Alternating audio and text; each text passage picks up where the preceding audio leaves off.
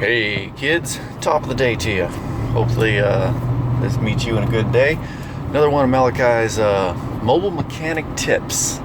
And this is something that I've got a million of these things. And oh shit, we're about to pull a move here. Whoop, whoop, whoop, whoop, whoop.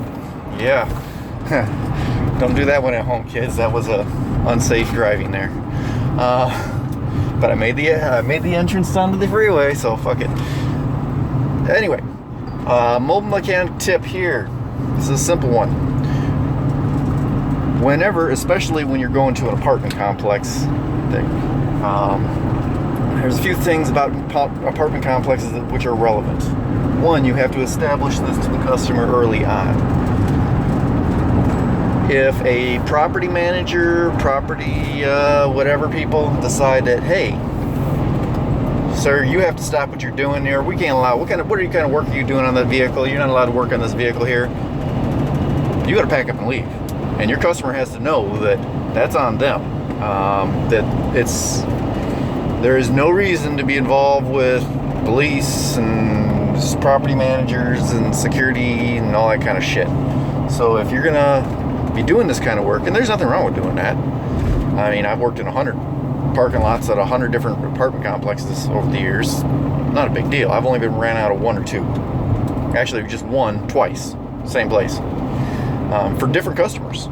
I do a lot of work for a whole bunch of customers in that thing. So the point being, make sure that's established early on, that if you start getting harassed, you got to pack up your tools and you got to go. And if it's tore apart, you got to leave it that way. You don't have a choice. You tell your customers so that they know that if you start getting harassed, you got to book. Get the heck out of town. And the other part of an apartment complex especially, although this applies to anywhere, but apartment complexes especially, have the customer ahead of time pop their hood. Have their hood open. It does a couple things. Number one, it lets the heat roll off the engine if they've been driving it recently. Which if you're doing a house service call, usually it's not a drivable vehicle, but you don't really know that. Whatever. Right now I'm up my way to Antioch, about a half-hour drive, to go do a water pump on a 2002 Buick LeSabre. And I told her, pop the hood.